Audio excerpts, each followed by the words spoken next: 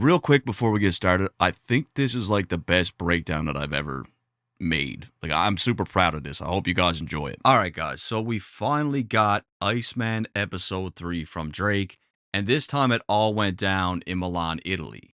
A quick refresher, episode 1 was in Toronto. We had Drake at the Iceman factory. We got the single for What Did I Miss, and then he drove the delivery truck through the city for all of downtown to witness. In episode 2, he went even heavier on the visuals, where Drake's team turned it up a couple notches. We had Drake at the brewery. He was staring at a couple red buttons. A Pinocchio was stalking him. He received a mysterious bag from Central C. We got the record for which one. He gets away from the Pinocchio, jumps in an elevator where he stares at another red button before he catches a train. That's a high level review of what happened so far. And now with episode number 3, Drake's team took the production to a whole other level, as this episode required 16 cameras, 2 Steadicams, 1 drone, 14 locations with just 3 days to prepare. And I didn't count, but there has to be at least over 100 actors.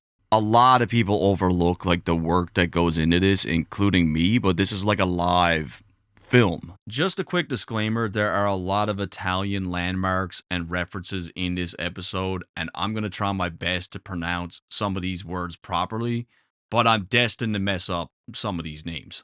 The episode opens up with a wide shot of Castello Safranza in Milan. During the day, this is one of the busiest places for tourism, but in this shot, it looks lifeless as it's shot at nighttime.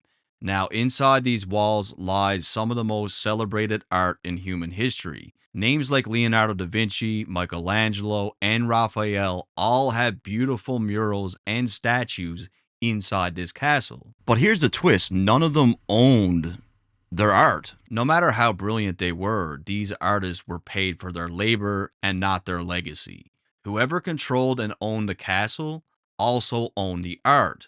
For as long as these famous pieces have lived behind these walls and the billions of dollars generated from tourists that go see it, the families of these genius creators have not earned a penny. From a music perspective, they didn't own their masters, right? This castle is a perfect symbol of power, control, and legacy as it pertains to art, and I believe it's a perfect representation of the music industry and how things work.